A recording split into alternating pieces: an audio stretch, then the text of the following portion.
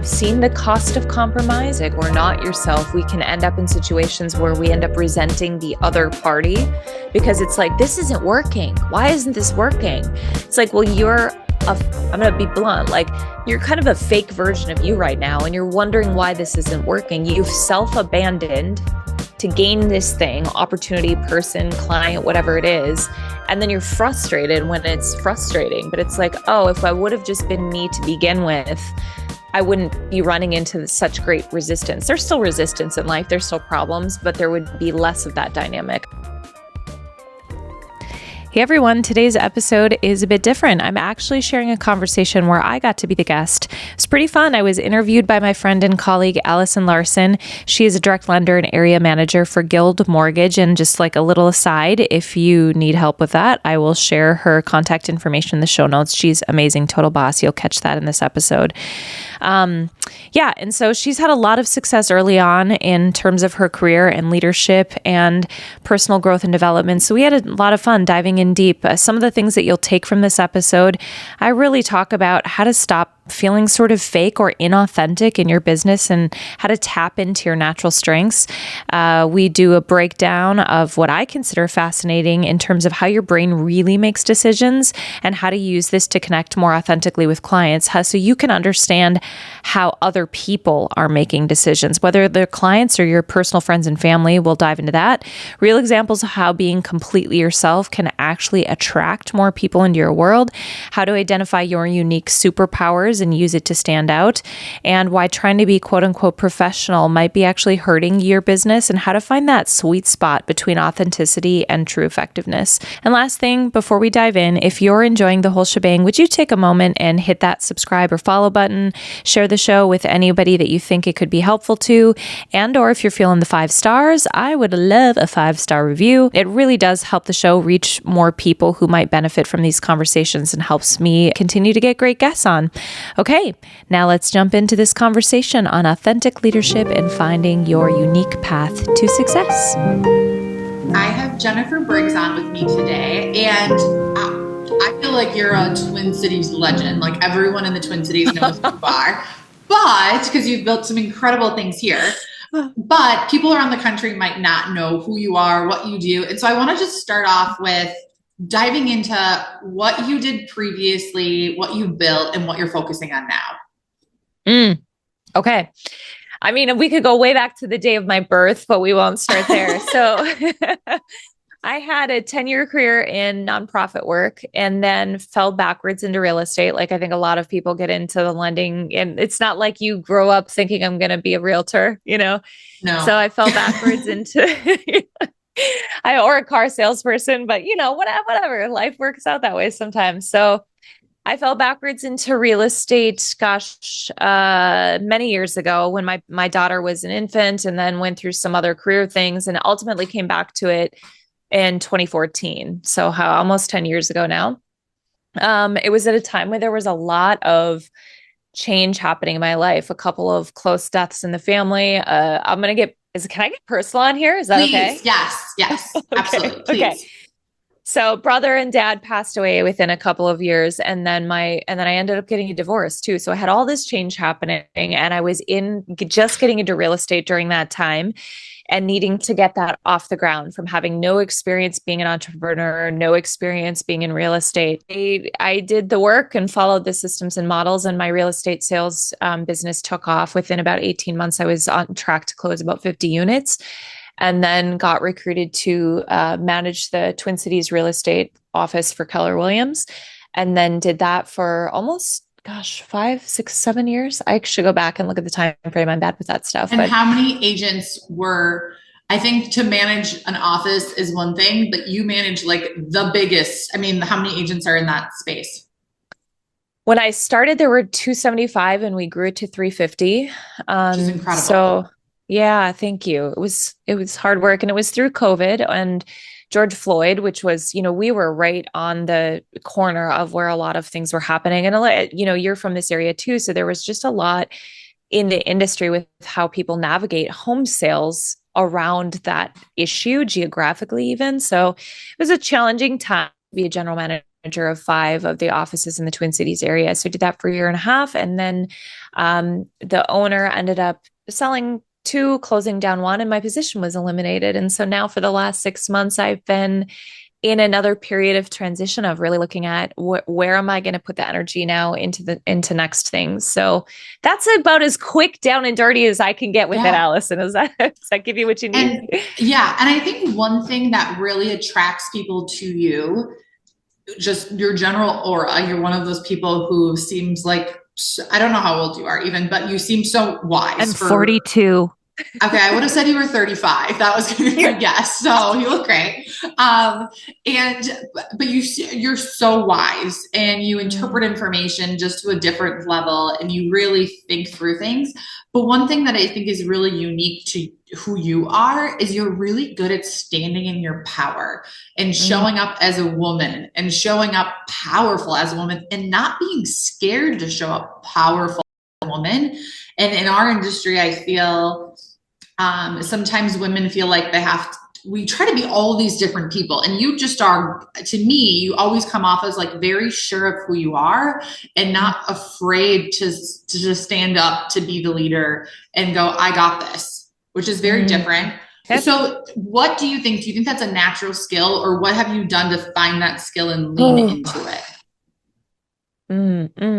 First of all, thank you so much for that reflection. I'm human, and I don't always feel that way. It's been a challenge I've done a lot of inner work over the last 5-7 years to really dig in and figure out, who am I? What do I value? What's really important to me? What's the sort of through thread that's pulled through from my like early childhood years to make me who I am?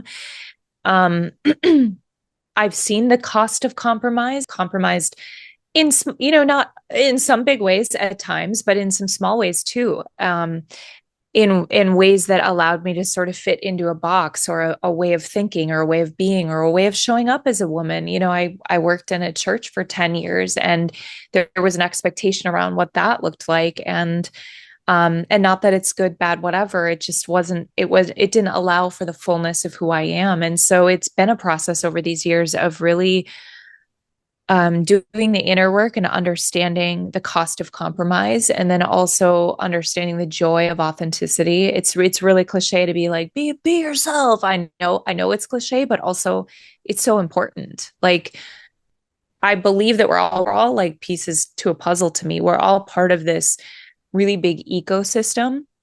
And so when we play our part in the ecosystem functions better. But when we're compromising bits of ourself along the way, like everybody, for lack of a better way of putting it, like everybody suffers a little bit, ourselves included. So it doesn't just come naturally to me. There's a reality that when you step into the fullness of your power, whatever that power looks like, to me, it looks a certain way, but or when you change, when you evolve, when your business changes, when that evolves, that is going to be confronting for other people because it's going to impact them somehow. There's a lot that has gone into that. And do you feel like you have to tap into that skill?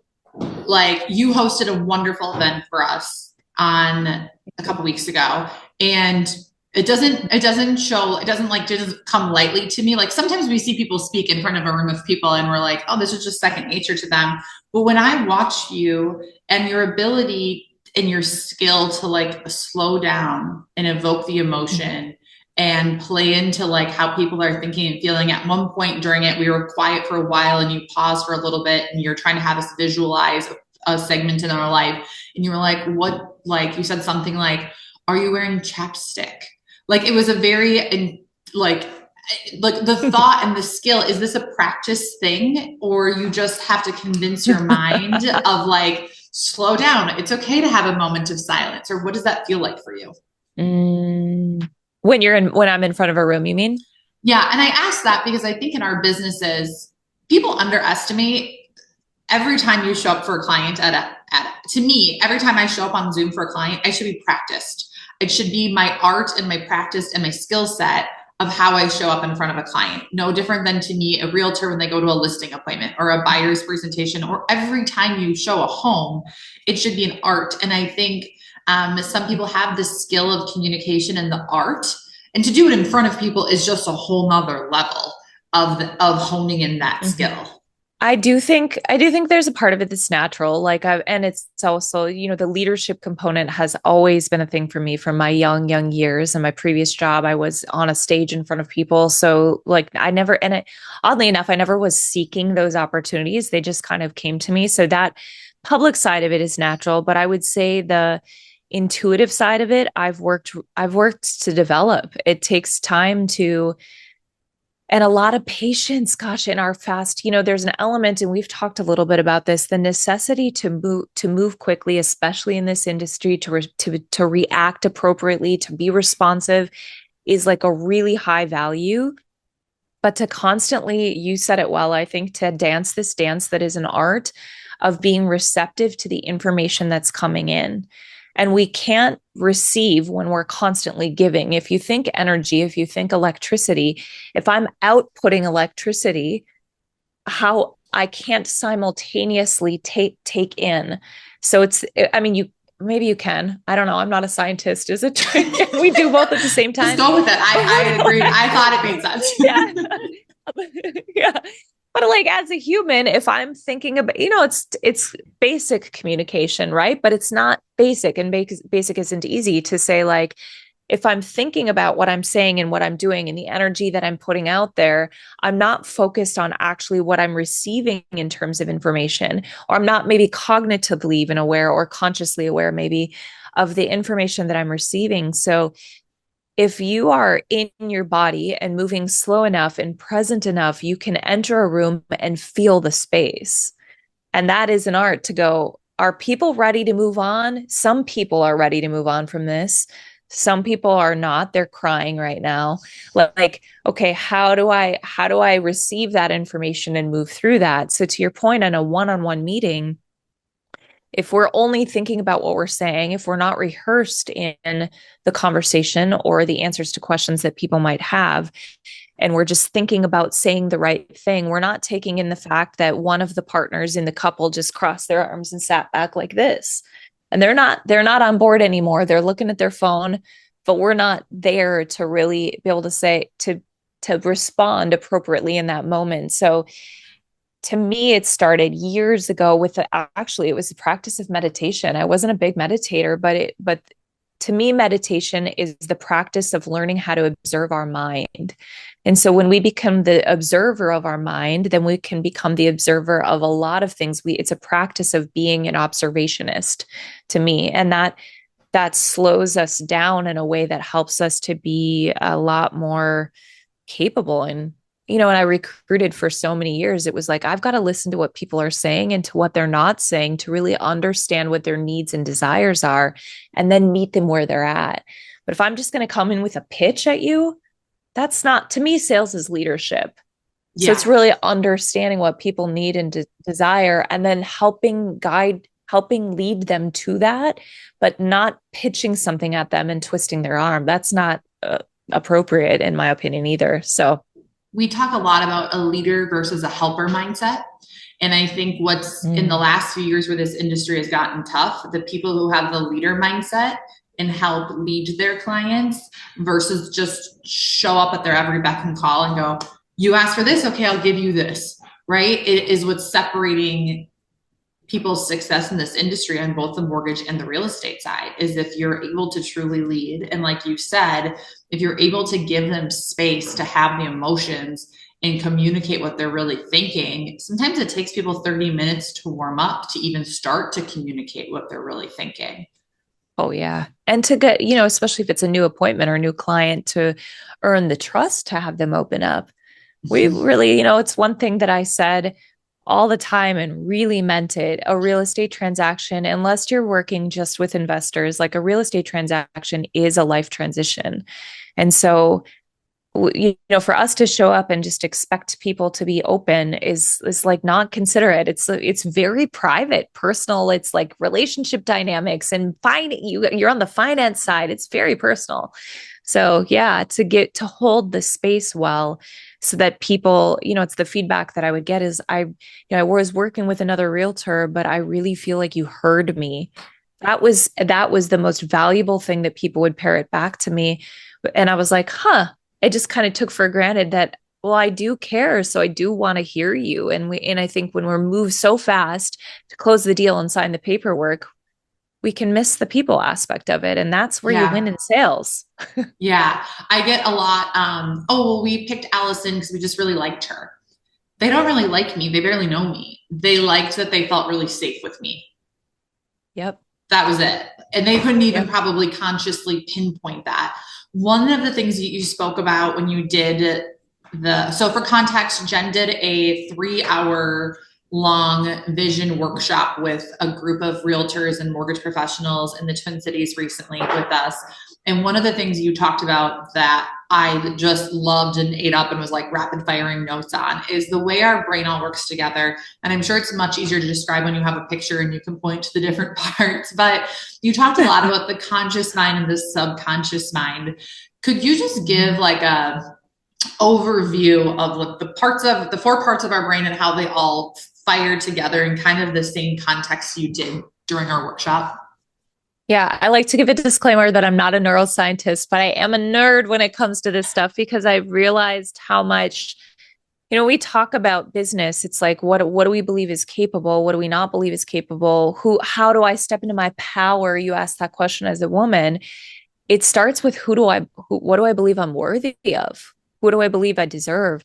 And all of that is wired in our subconscious brain. So our subconscious brain takes up 95% of our brain. And most of us are functioning almost all of the time in our conscious brain, which is 5% of our brains. We have this largely untapped portion of our brain. So our brain as a whole is split up into 3 parts.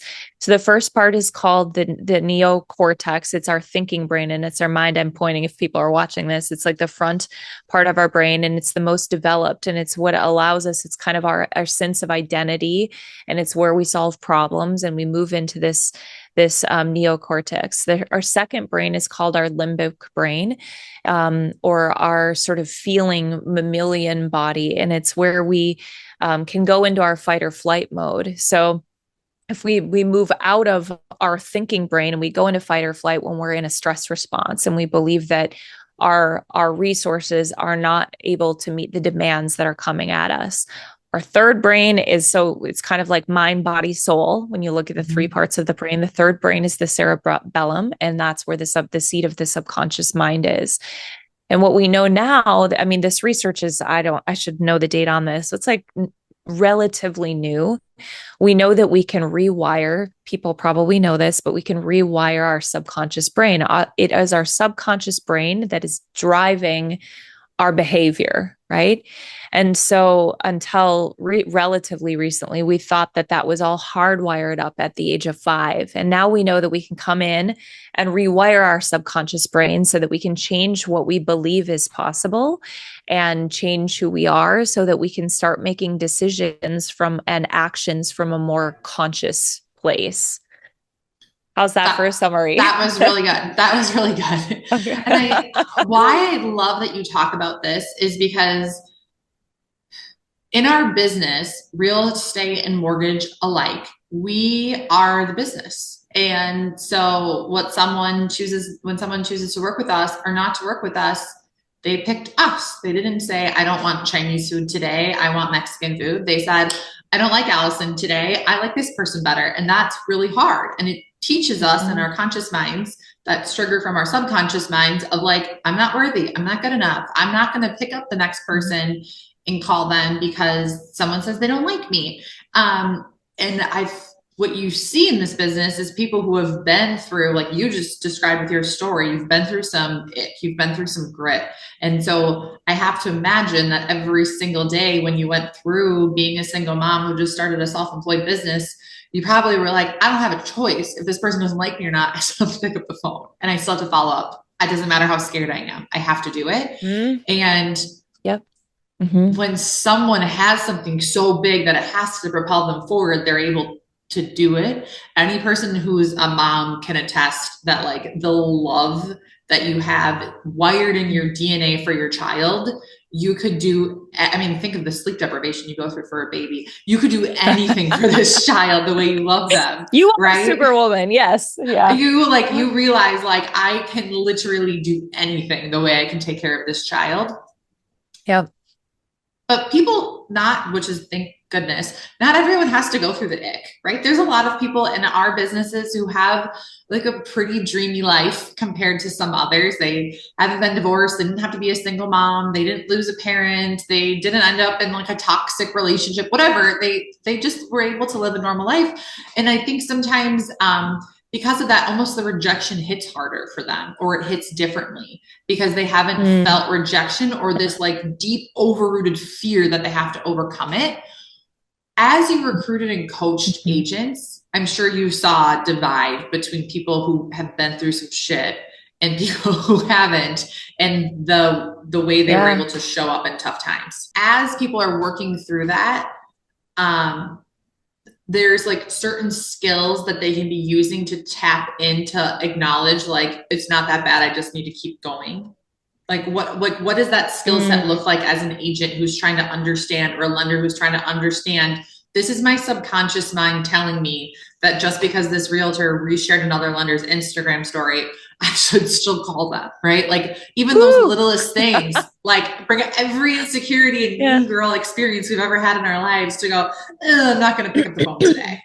Oh, such a good question. Yeah, I saw this all the time. Like the fear of rejection is really real. And sometimes I think the fear of rejection, it may also be tied to other things. Like, is it secretly a fear of success? That was my fear when I started out. It was like I didn't like the rejection. It was hard, but you're right. I had grit through that for other reasons, but it still was really hard.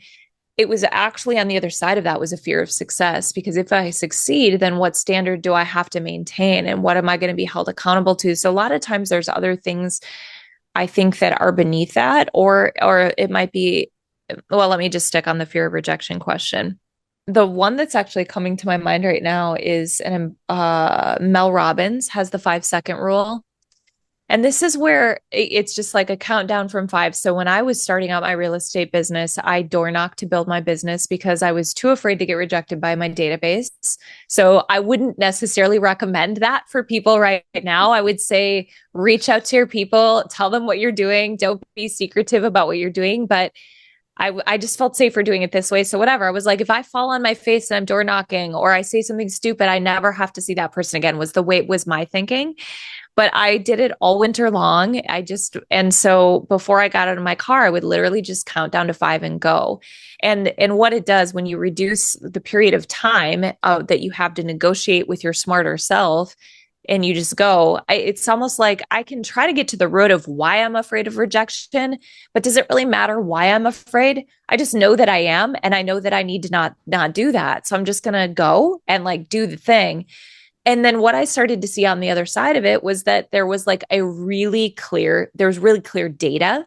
Like for every 50 doors I knocked, I would set one appointment. So that means that not every one of them was home, but let's just say half of them were home. So I would get 24 rejections for one acceptance. And then over time, I was like, that was the data. That was just data. Oh, it wasn't the people who were rejecting me. They just didn't need me to sell them a house, or they genuinely had a really great realtor or whatever it was. So then you start learning that it isn't as personal as we make it. Like not every lender is going to be for me. And I know that I'm not for everybody. Like you cannot be the person to be everybody. That was kind of your point about like, how have you stepped into your power?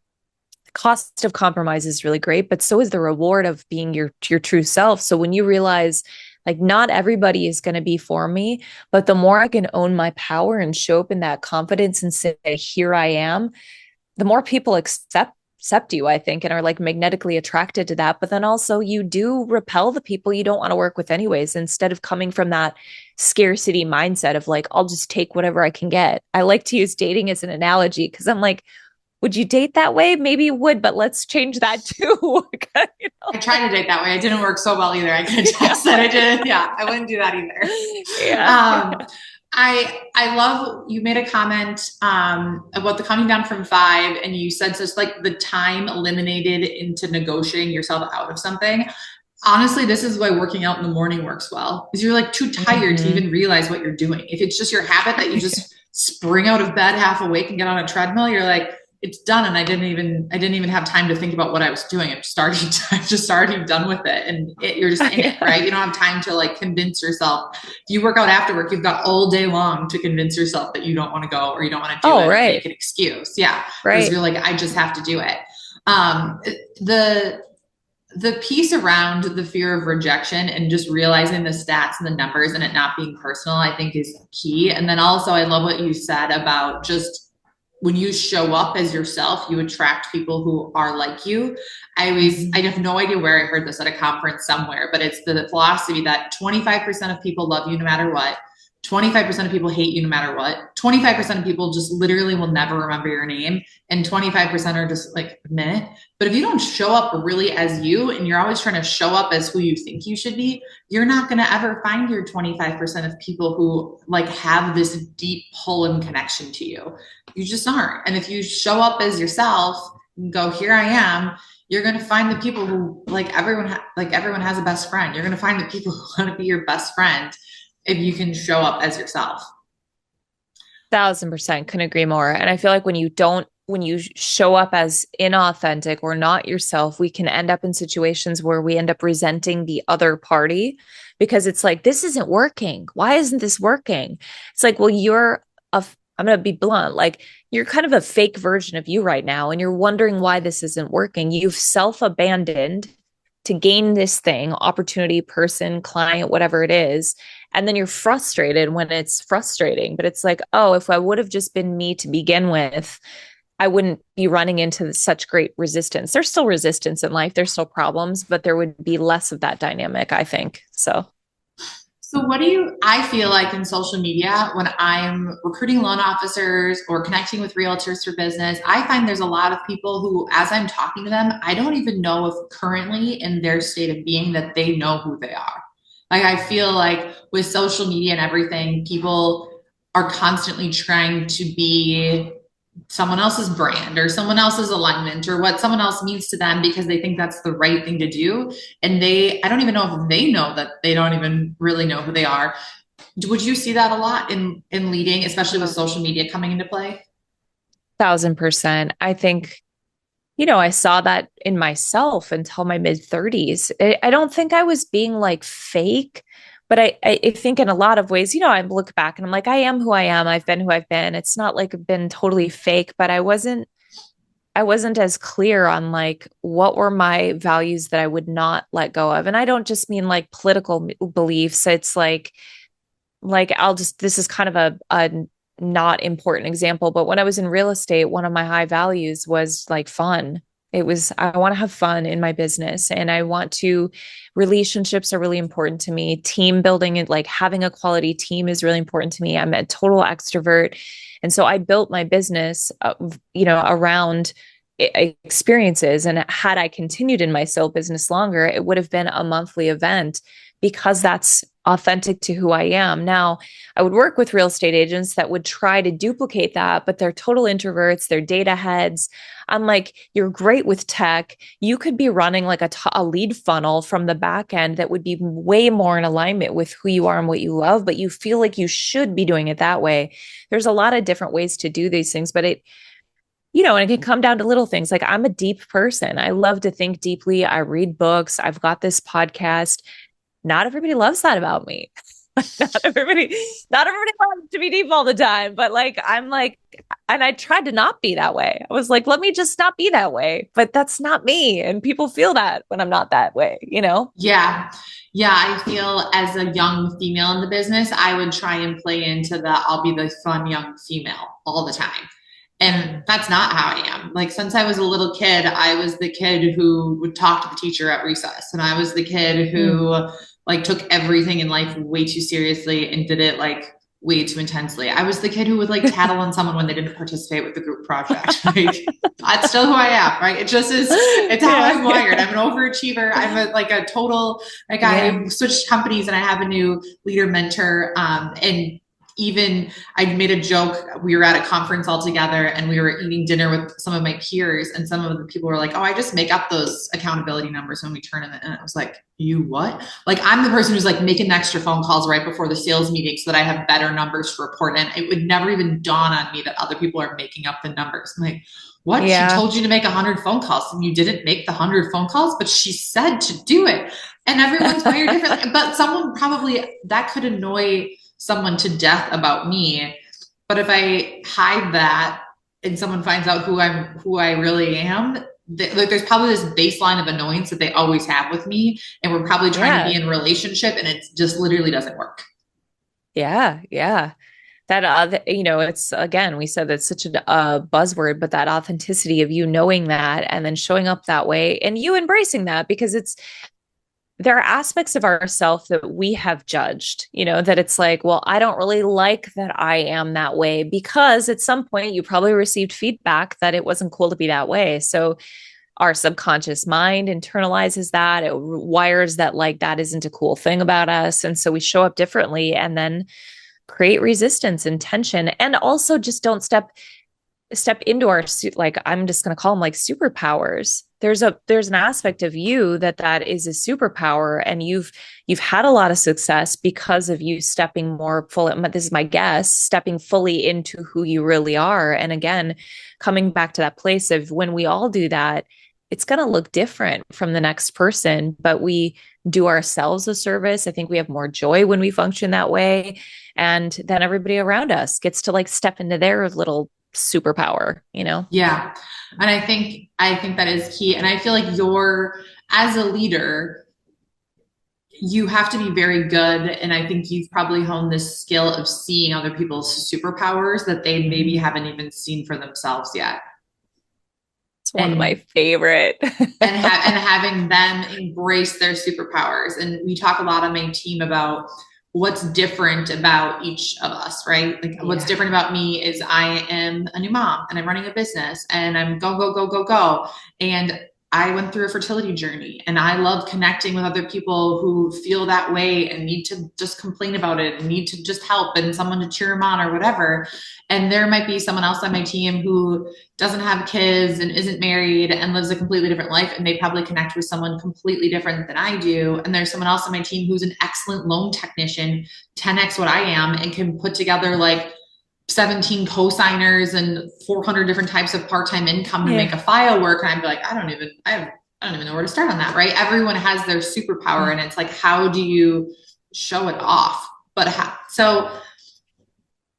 And I don't even know how to articulate this well, but I feel like you are very clear on your superpowers, and you found this, like with the speaking events you're doing and leadership and coaching, you've kind of found a way to show them off without showing them off. As you were leading agents, how would you help them lean into their superpower, or give me some examples of how someone can kind of hone in on those skills and lean into them more in their individual fields? What a good question. I'm thinking about it on two levels. So I'm thinking about it from a lead. We're just winging this, so I'm just throwing these very deep questions at her on the fly. So I feel like I have to preface that. Like I'm running with it, trying. What am I doing? So I'm thinking about it on a couple different levels. So when I was leading the market centers and you have a staff, the way superpowers show up from that. So if you have people that are listening that have a team, that feels like a different kind of development to me, because there's more and different kinds of opportunities to see little seeds of things, bright spots in people, right? Where, as an example, we had a new, just out of college guy on the team, and he led the announcements for the whole entire office. When he stepped in front of the room, he just like lit up. And he was really natural in front of the room, and he was joking with them and they were responding, and he stepped outside. And after the meeting, I said, have you ever done that before? And he said, no, I've never ever done any public speaking. I'm like, there's something there.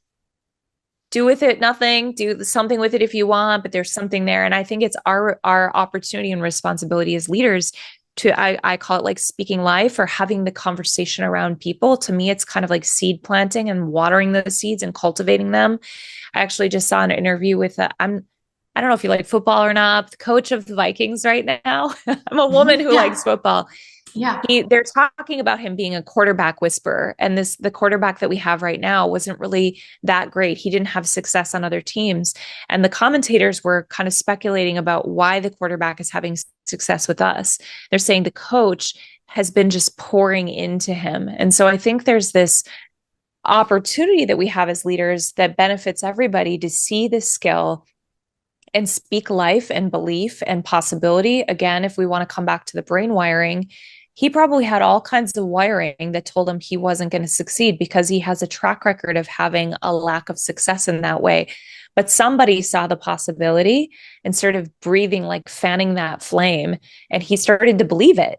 It started to rewire. He started to believe it, and then the results showed up. So I think there, like on a broad level, that's a way to do this. If I'm sitting down and coaching somebody one on one, I would tend to ask a lot of questions about, when you look back at your life, what are some of the peak experiences that you've had, and what was happening during that time, and what was the role that you played in that, and what did you enjoy about that?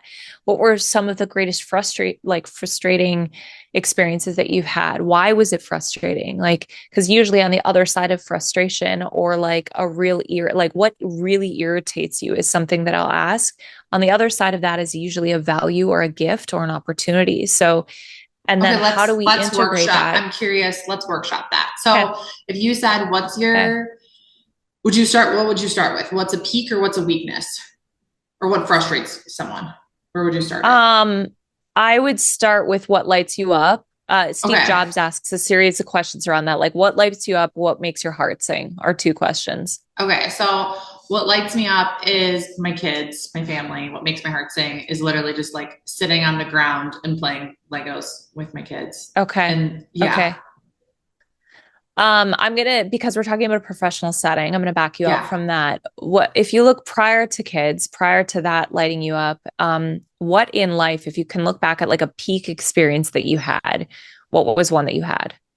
Um, when I was in high school, honestly, my career is like every single year, I feel like I'm like, oh, I can't believe this is real pinch me. But if I had to go further back, Mm, and when I was in high school, there's this organization called DECA, and yeah. I competed in a couple things because I just wanted the free trip. We got to go to California on a free trip. I'm from a small town of Wisconsin, so that was a big deal. And I competed in a public speaking contest, and I actually made it all the way to the international level and won first place at the international public speaking contest.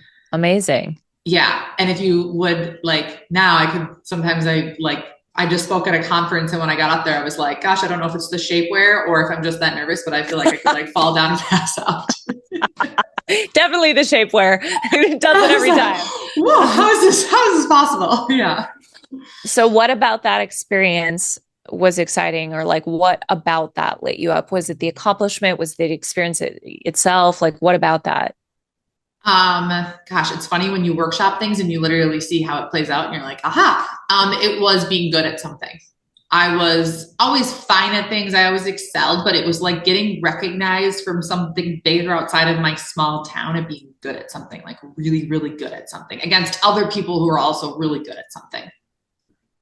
So there's two facets there. There's the you're competitive in nature, right? Because Mm-hmm. it's like it's not just you being good at it for your sake. It's the fact that you won. So it's a competitive, and it's also maximizing your potential and your skill, right? So there's two Yeah. things.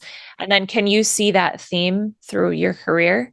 Yes. Yes. I'm an extreme overachiever. I need to win. It doesn't matter. Yeah. It is like not about the dollars and cents and my take home income, which is like a weird thing. You would think self-employed, that's really what, but to me, I'm like, how'd that chick get 11 more loans than I did? I need to be number one on the leaderboard. I can win. I'm capable of it too. And wanting to be seen Yeah. as the person who's capable of it. Okay. And you just said something else there, and you want to be seen as the person who's capable. So if like I was working with you, I'd be like, get that girl a visible leaderboard. Make sure that people can see where she's at. Make sure that she knows that people can see where she's at. Make sure she knows there's a measurable progress that you can track and see, because she's driven by her best potential and by competition. How can we facilitate question, and how can we get her to see what her full potential is? So then I would also be tackling, what's your full potential? Like, what do you Mhm. think your full potential is? And then how, and what's the gap? And like, what does it look like when you reach your full potential, which I think is always a moving target. But now that's unique to you. There might be like, I am not like that at all. I'm not like that at all. So if somebody tried that with me and it's been tried with me, I'm like, I'll succeed, but that's not my superpower. So to even know that within a team, that might squelch some people who feel really disempowered by that, but to know that that's a superpower you have amongst other things. One of them is probably speaking too, but it's really seeing like, how can you work that into every facet of your business? And maybe there's 5 more of those that you're like, okay, this is how I can maximize my business and your personal life. You might think about Yeah. that with the gym. Like, you're motivated to get up and just like get on the treadmill, but how can I create competition there? You know? Yeah. Okay. So if we were going to do the frustrations point, and I said one of my biggest frustrations career wise is, which this won't be at Lex Fries, is like people who can't put in hard work. Or actually, my biggest frustration is people who think they're putting in hard work, but I can look at them and be like, I know you can do more. Mm-hmm. How then? What would you do with that, or how would you workshop that frustration? Yeah, I mean, I would say the other side of the flip, when you flip the coin over, the value is hard work. It seems really obvious, but like, I'll use my example that I use a lot. It's bad. Like, my girls know this and I've gotten better, but when we're out anywhere, like out to eat, even at a fast food restaurant, I get really irritated. Well, it's client, like customer service in general. I get irritated if I ask a question and somebody says, I don't know. I'm like, don't tell me you don't know. Tell me, you know what? I'm not sure, but I'm happy to get the answer for you. Don't just say, I don't really know what that costs. It's like, what? It's your job. It's your job to figure it out, you know? So it's a certain value around customer service for me, that when I flip that around, and what is the value? The value is that I'm the calm in the midst of the storm, that I know how to problem solve, that I believe that we're here to serve the needs that you have, not to be at your beck and call. There's a difference, but and so then I weave those belief statements. If you've heard of Simon Sinek, most people have. He's got a book called Start With Why. There's a TED Talk that's like 18 minutes, Start With Why. So I'm going to back up to what you were saying. One of the things to do is to integrate those beliefs in how you work, but it's also to integrate them, excuse me, in everything that you're communicating. So with all of your clients, with your team members, you can be expressing, I believe that hard work is the linchpin to blah blah blah, that you're Mm-hmm. communicating your belief statements first, because people will make a decision to work with you based on those, not the data. The data backs up. This is a subconscious wiring thing. People's brains will make the decision. Actually, it's their gut connected to their cerebellum that's going to actually make the decision whether they work with you or not. When you start with why and you communicate your belief statements, people will choose you based on that. And then all of your data on, here's the successes I've had, that confirms what their gut already told them. So when I like to help people pinpoint their superpowers, their beliefs, and their values, so that they can do 2 things: work that way, and then also communicate them in all of their, website presentations, just through the way they speak, that comes out. That's a part of, like, how do you become authentic? How do you step into your power? It's knowing what's important to you and expressing that. Yeah. I think people have a hard time. They don't really know. They think they know the value, but they don't even know how to articulate it. And Mm-hmm. you are very good with words. Like, I was writing down part of what you were saying. So I'm like, that was really good. That was really good. And I'm recording this, so I could just listen back to it. You're gonna But go back, yeah. yeah, but I think people don't even know to practice how to articulate their value and what their worth is, or it seems like a really silly practice that you would go practice that, but it's probably one of the most imperative things as someone who's self-employed, to be able to articulate what their value is to Oh, someone. And yeah. sometimes it changes. Like, what my value used to be is not what my value probably is anymore, or where my strengths lie. I was just at a conference and I heard a guy on stage say, I help my clients win. I help my realtors and my clients and my referral partners win. And I was like, I love helping people win. That is a great way to articulate it, but sometimes we almost need to talk and listen and workshop it out to find the words that really resonate with us so that when we articulate to someone, they have that gut check of like,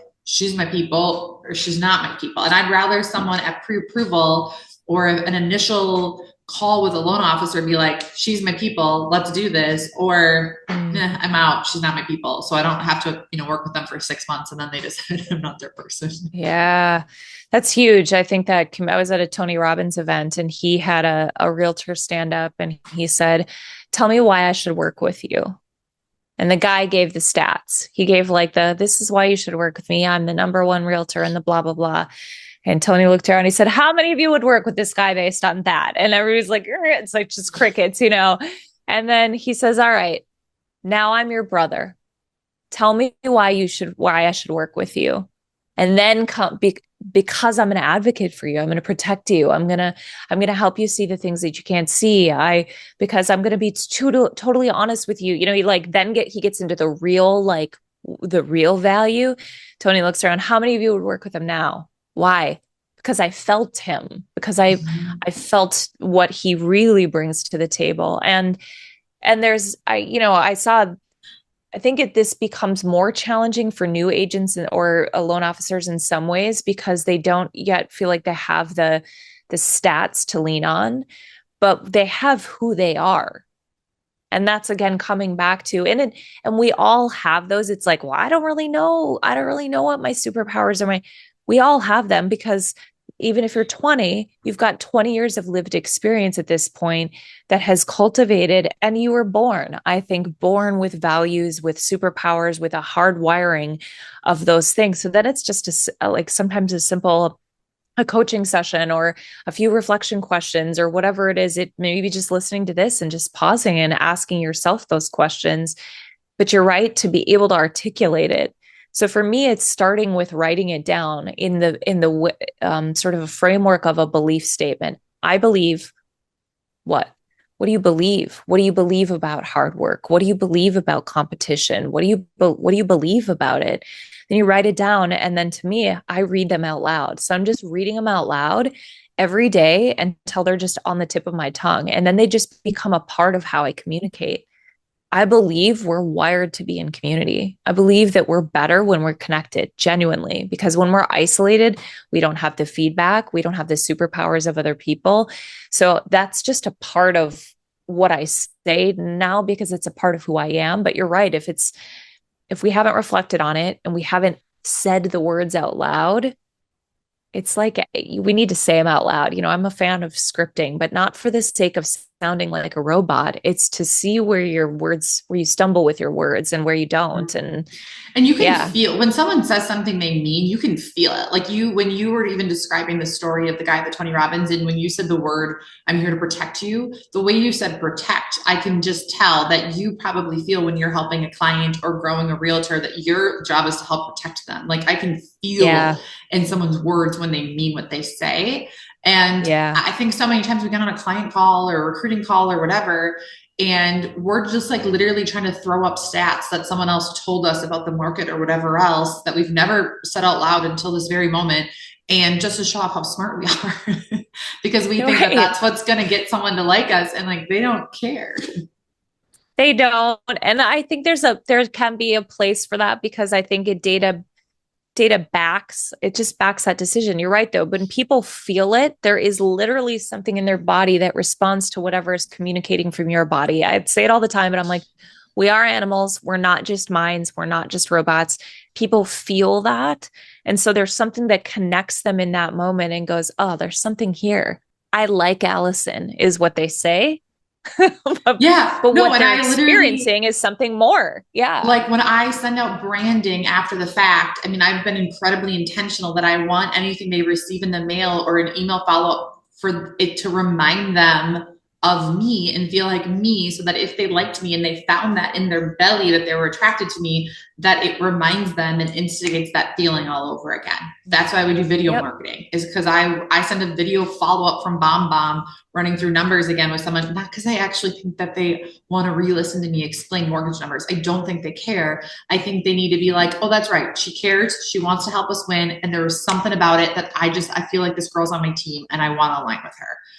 And it just takes people to another level with you, right? Okay, Jen, I feel like we could probably do these conversations for 3 hours. This was great. As we wrap up, if someone wants to work with you, if they want to find you, where can they find you? Where can they follow up with you? All that good stuff. Yeah. So Jen at thejenniferbriggs.com is my email. They can find me on Instagram, jennifer.e.briggs. My website is thejenniferbriggs.com. So it's all pretty self-explanatory. Happy to do, along with what we talked today. Sometimes people sometimes they want long-term coaching, but they might just need a one-off session on, like, I call it a values elicitation. So help me get clear on my values or things like this. I'll do one-off sort of coaching sessions too. But all of that information, website, Instagram, they can find me. My podcast is not just business related, but that's out there too, the whole shebang. So I love it. There's something just so special about you, and every time you show up, I can just tell you show up with your whole heart and are happy to share and give and truly have this something in you that truly just cares about other people instantly right off the bat and bringing out their potential. You just feel it when you talk about everything. So thank you for hopping on and taking the time to do this. I highly recommend doing a one-off session with Jen. I took a bunch of notes today on just the value and articulating that, but even so interesting to me to just at a high level playing out why was that a big deal to you? Why was that important to you? And finding the value in that in just 30 seconds. I mean, that's incredible. So thank you for taking the time to do this today.